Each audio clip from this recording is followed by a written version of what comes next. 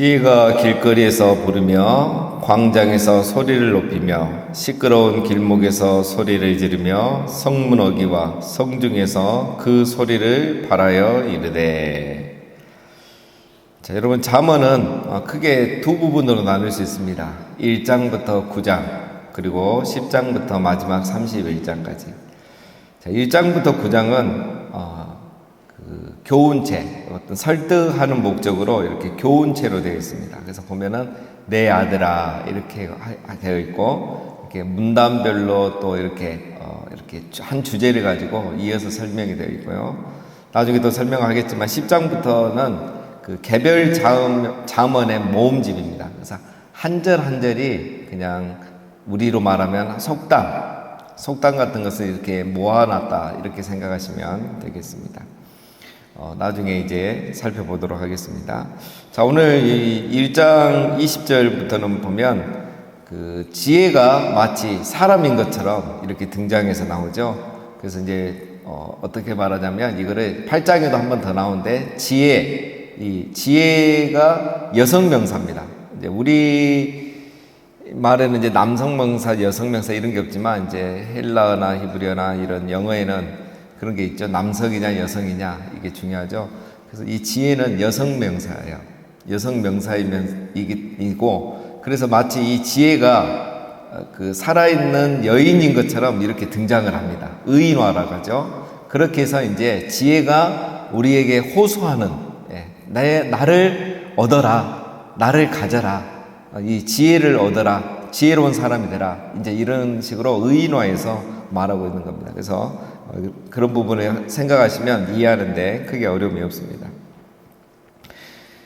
나중에 또 설명하겠지만, 그래서 이 지혜를 얻는 거는 아주 현명한 일이고, 또 지혜를 버리는 거, 이것을 이제 마치 음란한 여인에게 이렇게 유혹을 당해서 인생을 실패하는 그 사람의 모습을 지혜를 얻지 않고 지혜를 무시한 사람의 모습으로 그렇게 나옵니다. 실제적인 어떤 남녀 관계보다는 이 지혜를 여성으로 의인화해서 표현하는 일들이 훨씬 많습니다. 자, 그렇게 먼저 생각하시고 보시면 되겠습니다. 자, 20절, 21절에 보면은 이제 장소가 여러 군데가 나오죠. 길거리, 광장, 길몰, 성문어기, 그리고 성중. 자, 이 공통점은 뭐겠습니까? 사람이 많은 거. 사람이 많은 것만 나와 있죠. 지혜가 이런 곳에서 소리를 바라고 있다는 거예요. 다시 말하면 참 지혜는 여러분 사람들 사이에 감춰져 있지 않다는 거예요. 지혜는 많은 사람들에게 공개적으로 드러나 있는 것입니다. 자, 예를 들면 여러분, 우리는 삶의 지혜를 잘 알고 있죠. 예를 들면 뭐 능력보다 성품이 중요하다, 능력보다 뭐 성실함이 중요하다, 사랑을 베풀면 사랑을 받게 되어 있다, 뭐 이런 아주 기본적인 상식이죠. 삶의 지혜죠. 자, 이런 게 어렵지 않다는 거예요. 숨겨져 있지 않다는 겁니다. 성품 좋은 사람, 성실한 사람만 이런 지혜를 알고 있는 것이 아니에요. 모든 사람이 다 이 지혜를 알고 있습니다. 다 알고 있는 지혜예요. 신앙적인 것도 마찬가지입니다. 너희는 먼저 그의 나라와 의를 구하라. 그리하면 이 모든 것을 너희에게 더하시리라. 우리가 하나님의 나라를 추구하면 염려로부터 자유하게 된다. 이거 다 아는 내용이에요. 설교는 왜 하느냐? 모르는 걸 가르쳐 주는 게 아니고 다 아는 지혜를 반복해서 일깨워 주는 거죠. 여러분, 우리가 다 알고 있는 겁니다. 그래서 지혜가 저렇게 소리를 바란다는 것은 다 알고 있는데 그 지혜를 사람들이 안 잡는 거죠.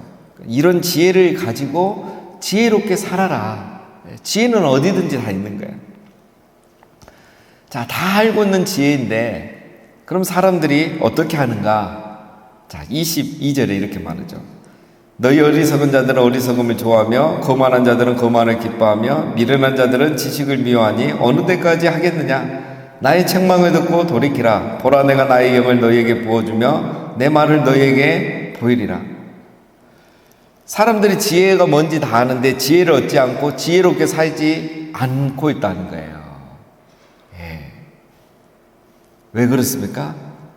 어리석음을 좋아하고 거만을 기뻐하고, 여기서 거만은 조롱한다는 말입니다. 비웃는 거죠. 그 다음에 지식을 미워하기 때문이라는 거예요. 근데 여러분, 근데 이게 이해가 안 되죠. 누가 어리석음을 좋아하고 거만과 지식을 미워하겠습니까?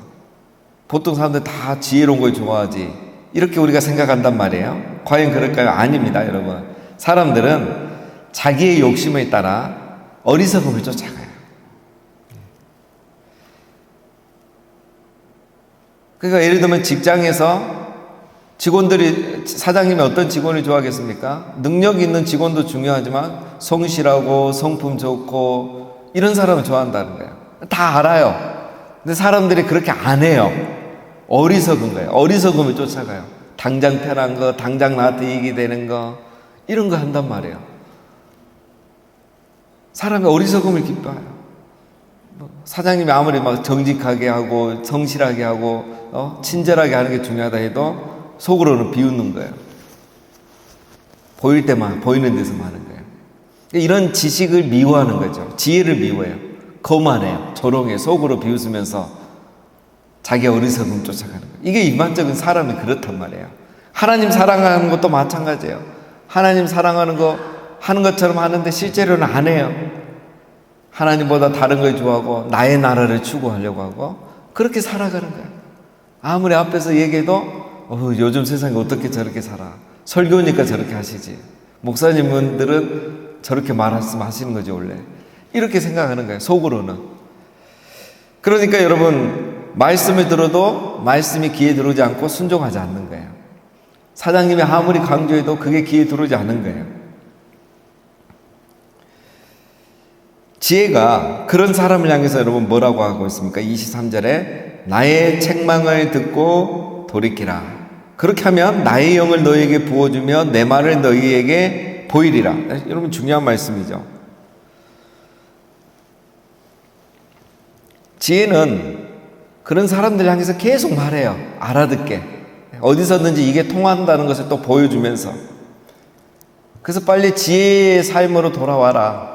이렇게 얘기한다는 거예요. 그런데 그렇게 안 해요. 근데 지혜는 누가 더 지혜로워지냐면 돌이키는 사람이 지혜로워져요. 왜? 나의 영을 너희에게 부어주며 내 말을 너희에게 보이리라. 여러분, 어리석은 사람들이 지혜의 초대에 응하면, 지혜를 받아들이면, 자기 자신을 변화시키면 그들이 궁극적으로 깨닫게 돼요. 아, 이렇게 살아가도 되는구나. 이렇게 살아가도 안 먹힐 것 같은데 되는구나. 예를 들면 정직하게, 성실하게, 친절하게 이렇게 해도 되는구나. 깨달아져요. 눈이 열려요. 이걸 나중에 이제 뭐 또 우리가 뒤에 가서 복음하고 연결하겠지만, 잠언에서 말하는 일단 지혜는 이런 지혜예요. 어떤 분은 이렇게 생각할 겁니다. 이 말이 이해가 안 되실 분도 있어요. 깨달음을 주면 지혜를 얻어서 지혜롭게 살아갈 것 같은데 지금 잠언은 반대로 얘기하고 있죠. 나의 책망을 듣고 돌이켜라. 지혜로운 삶으로 돌아와라. 그러면 나의 영을 부어주고 내 말을 너희에게 보이리라. 깨닫게 해주겠다는 거죠. 여러분, 똑같아요. 신앙의 삶과 이 지금 말하는 지혜의 삶은 결국 같은 거죠. 자기 욕심, 예를 들면 이제 자기 욕심과 자기 교만과 거만을 버려야 지혜를 깨닫게 돼요. 말씀이 귀에 들어오게 돼요. 그래서 말씀이 열리는 거예요.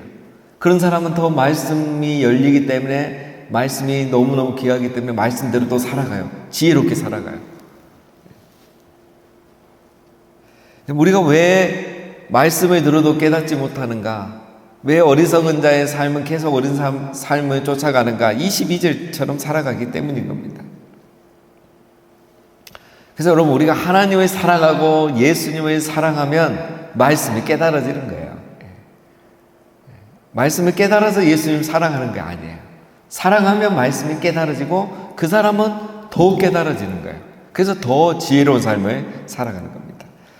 그래서 오늘 중요한 말씀 23절에 돌이키라죠. 돌이키라. 슈브. 호세아서에 많이 나오는 단어 슈브. 돌이켜라. 돌아와라. 회개하라. 유턴하라. 어리석음과 교만한 삶, 말씀과 지혜에 귀를 기울이지 않는 삶, 여기서 돌이켜라는 거예요. 정말 말씀을 사랑하고 지혜를 사모하라는 거예요. 그러면 열리는 겁니다. 자, 지혜가 이렇게 말하고 있는데, 자, 그럼 어리석은 자가 돌아오는가? 돌아오지 않아요. 24절. 내가 불렀으나 너희가 듣기 싫어했고 내가 손을 폈으나 돌아보는 자가 없었고 도리어 나의 모든 교훈을 멸시하여 나의 책망을 받지 아니하였은즉. 아무리 불러도 돌아오지 않습니다. 이게 현실이에요. 그렇죠? 내가 불렀으나 너희가 듣기 싫어했고 내가 손을 폈으나 돌아보는 자가 없었다. 아무리 얘기해도 안 듣는 거예요. 갑자기 누가 생각나면 안 됩니다. 보통 사람들이 이렇습니다. 오히려 어리석은 사람은 어떻게 말합니까? 지혜를 25절에 멸시하고 받아들이지 않아요. 말해도 오히려 비웃는 거죠. 여러분, 지혜와 은혜의 공통점이 바로 이렇습니다. 지혜로운 사람은 지혜를 잡고 더 지혜롭게 되고 은혜 받는 사람은 은혜를 사모하고 더 은혜 받아요. 어리석은 사람은 지혜를 무시하고 계속 어리석게 살아가고 은혜를 사모하지 않는 사람은 계속 은혜에서 멀어지더라는 거예요. 똑같습니다. 먼저 내가 사랑하고 사모해야 돼요. 그래서 2장에 나오죠. 은혜를 구하는 것 같이 그것을 구해야 돼요. 그래야 지혜를 얻어요. 그래야 진리를 깨달아요. 그래야 은혜를 받아요. 자, 26절. 자, 너희가 재앙을 만날 때 내가 웃을 것이며 너희에게 두려움이 임할 때에 내가 비웃으리라.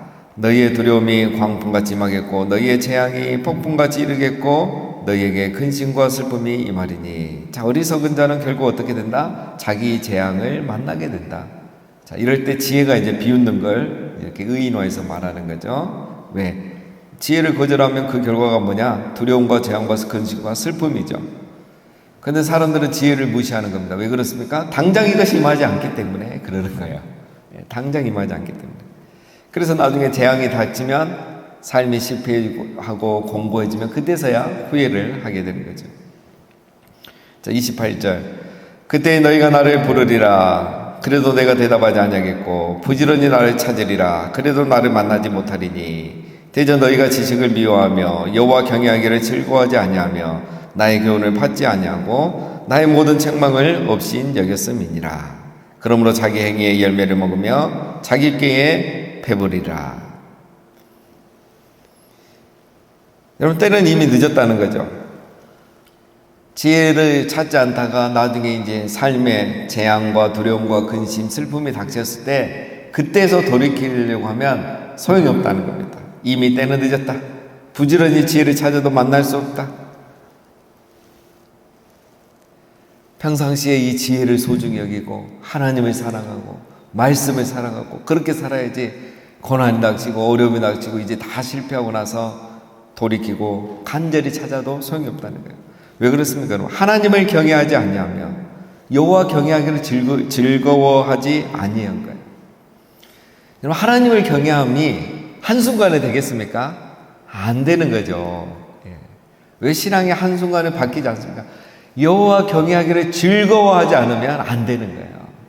하루는 할 수 있고 뭐 1시간 할 수 있지만 내가 정말 여호와를 사랑하고 말씀을 사랑하지 않으면, 그것을 즐거워하지 않으면 한순간에 회개가 되거나 돌이켜지지 않는다는 거예요. 슈프가 되지 않는 거예요. 그래서 결국 이런 사람이 나중에는 후회하게 되는 거죠. 그때 가서 후회도 소용이 없다는 겁니다. 결국 뭐라고 합니까? 사람은 자기 행위의 열매를 먹게 되어 있는 겁니다. 자기 꾀에 배부르게 되어 있는 거예요. 결국은 자기가 지혜를 버리고 쫓아간 그 어리석은 행위와 삶의 열매를 먹게 되어 있는 거죠. 정말 우리가 지혜를 사랑하고 하나님을 사랑하고 이웃을 사랑해야 됩니다. 그래야 좋은 열매를 먹습니다. 좋은 열매를 거두게 되는 거예요. 그래서 행복한 인생을 살아가게 되는 거예요. 너무 단순하고 간단하고 쉬운 거예요. 근데 이게 안 돼요. 어제 저녁에 책을 보다 보니까 이런 말이 있어요. 저는 이런 말 처음 본 것 같은데, C.S. 루이스, 우리 잘 아시죠? C.S. 루이스가 이런 말을 했어요. 악인은 고집쟁이다. 이 말 한마디가 이 잠언에 다 설명해 주는 거예요. 악인은 고집쟁이다. 악인들은, 어리석은 사람들은 대부분 고집쟁이에요. 자기의 삶을 고집해요. 어리석은 삶을 끝까지 고집해요. 그러니까 아무리 지혜의 말씀을 들어도 깨닫지 못하고 돌이키지 않고 그 길을 가다가 결국 그 행위의 열매를 먹고 자기 꾀에 배부르게 되는 거죠. 왜? 악인은 고집쟁이기 때문에 말씀을 들어도 깨닫지 않는 거예요. 자, 마지막 32절. 어리석은 자의 태보는 자기를 죽이며 미련한 자의 안일은 자기를 멸망시키려니와 오직 내 말을 듣는 자는 평안히 살며 재앙에 두려움이 없이 안전하리라. 아멘. 예. 지혜를 선택하지 않는 자의 삶, 32절에서 말하고 있죠. 33절은 지혜를 선택한 자의 삶을 말하는 겁니다. 지혜를 선택하지 않는 어리석은 자의 삶은 태보입니다. 지금 보면 잘 되는 것 같고 당장은 좋은 것 같지만 아니에요. 점점 퇴보하고 있는 겁니다. 예. 그게 계속 이어져요. 멀리 봐야 됩니다. 신앙의 삶, 지혜의 삶은. 그렇죠? 지금은 아니란 것 같지만 그것이 자기를 멸망시키는 거예요. 여러분, 지혜를 쫓아가지 않고 하나님 사랑하지 않는다 해서 당장 심판 안 받고 벌 받지 않습니다. 당장은 안일해 보이는 거예요. 그런데 그 안일함 때문에 오히려 어떻게 되죠? 사람이 회개하지 않으니까, 지혜를 찾지 않으니까 오히려 그 안일함 때문에 그 사람은 멸망하게 된다는 거예요. 그러나 지혜를 선택한 자, 내 말을 듣는 자, 내 말은 지혜를 말합니다. 내 말을 듣는 자, 지혜를 선택한 자를 말하죠. 지혜를 선택한 자라면 어떻게 됩니까? 결국은 평안히 살다가 두려움 없이 안전하게 거하게 된다는 거예요. 하나님의 은혜 가운데 살아가게 되는 겁니다. 자, 이게 바로 이제 잠언의 결론입니다. 이 이야기를 새벽마다 우리가 반복해서 들어야 돼요. 이 이야기가 잠언이에요. 그런데 이제 상황마다 다르니까 우리가 말씀을 살펴보는데, 그래서 잠언은 제 생각이 꼭 그 큐티 본문에 안 넣어도 됩니다. 안 넣어도 이렇게 한 달에 매일 한 장씩 읽어가면 이렇게 쉽게 이해할 수 있고, 또 그런데 우리 뭐 생명의 삶 본문이 이렇게 되기 때문에 우리가 이제 10월 달은 잠언하고 에베소서를 이렇게 살펴볼 겁니다. 자, 결론은 이겁니다. 지혜를 선택하라. 지혜로운 삶을 살아가라. 오늘 우리로 말하면 하나님을 사랑하고 말씀을 사랑하라. 이 기본적인 지혜, 기본적인 신앙의 진리, 이 기초를 쫓아가라는 거예요. 그러면 평안히 살며 재앙에 두려움 없이 안전하게 거하리라 라는 것입니다. 사랑하는 성도 여러분, 항상 이 지혜를 찾고 지혜의 근본이신 우리 하나님과 예수님을 찾고 사랑하고, 또 지혜의 말씀인 이 하나님의 말씀을 사랑하고 가까이하고 순종함으로 평안히 거하고 재앙이 없이 안전하게 가는 이런 축복을 누리시기를 주님의 이름으로 축원드립니다.